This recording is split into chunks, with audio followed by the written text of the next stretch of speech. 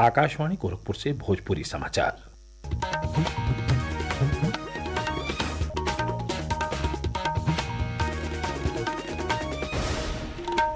नमस्कार। समाचारों के साथ हम वेद प्रकाश पाठक।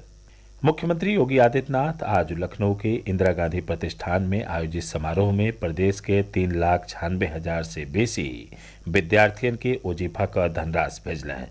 उनके मौजूदगी में विद्यार्थियों के खाता में 89.96 करोड़ का धनराशि भेजल गई। इस मौका पर अपने संबोधन में मुख्यमंत्री कहलें कि बरिस 2016 में अनुसूचित जाति या जनजाति के छात्रन के ओजीफे नहीं दिहल गयल रहे।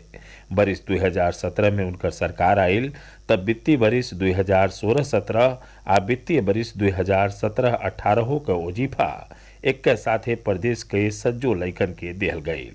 वहाँ के पिछड़ा वर्ग के विद्यार्थियों के उपलब्ध करावल जा रहल ओजीफो का जिक्र कैली। 17-18 में हम स्कॉलरशिप देते थे 1648 करोड़ और आज 25-26 में स्कॉलरशिप दोगुनी हो चुकी है, लगभग यानी 3124 करोड़ 45 लाख रुपए का वितरण पिछड़े वर्ग के छात्रों को उपलब्ध करवाने की कार्रवाई की जा रही है। गृह मंत्री अमित शाह आज कुशीनगर जिला के ट्रांजिट विजिट पर पहुंचले। इस दौरान ओइजा के सांसद विजय कुमार दुबे या स्थानीय जनप्रतिनिधि और वरिष्ठ अधिकारी लोग एयरपोर्ट पर उनकर स्वागत कैले। एयरपोर्टे पर कुछ देर रुकले के बाद गृह मंत्री बिहार के बेतिया जिला खातिर रवाना हो गए।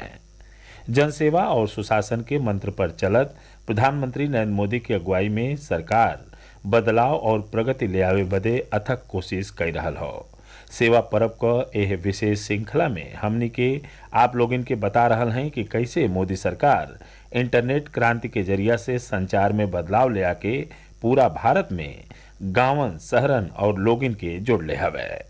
भारत में ब्रॉडबैंड की पहुंच और अगली पीढ़ी के मोबाइल नेटवर्क की तेज गति से डिजिटल क्षेत्र में क्रांतिकारी बदलाव आ रहा है। इसमें महत्वपूर्ण योगदान है भारत नेट परियोजना का, जो डिजिटली सबको जोड़ रही है और इसके अंतर्गत ब्रॉडबैंड इंटरनेट कनेक्टिविटी 2,18,000 से अधिक ग्राम पंचायतों तक पहुंच गई है। लगभग 7 लाख किलोमीटर ऑप्टिकल फाइबर के साथ इस डिजिटल जीवन रेखा ने ई शासन, शिक्षा और छोटे उद्यमों के द्वार सुदूर क्षेत्रों में भी खोल दिए हैं। नरेंद्र मोदी सरकार के सतत प्रयासों के कारण भारत मोबाइल डेटा के मामले में दुनिया के सबसे किफायती देशों में से एक बनकर उभरा है। 2014 के मुकाबले इंटरनेट डेटा की कीमतों में लगभग 97% की कमी आई है। इसके साथ ही 5G कनेक्टिविटी के आने से भी बड़ा बदलाव आया है। विष्णु की रिपोर्ट के साथ समाचार कक्ष से प्रियंका अरोड़ा।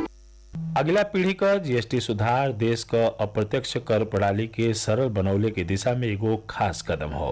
अब लोग जीएसटी सुधारन का लाभ उठा सके हैं, जौन ए महीना के 22 तारीख से लागू हो गईल बा। एगो रिपोर्ट।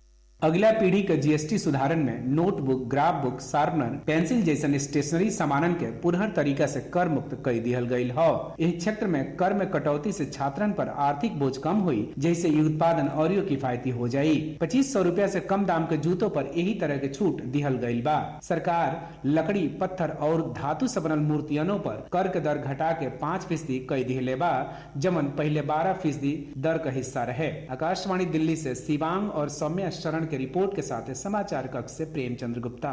निर्वाचन आयोग चुनावन में पारदर्शिता और दक्षता बढ़ावे बदे डाक मतपत्रन क गिनती प्रक्रिया में खास बदलाव कैले हो।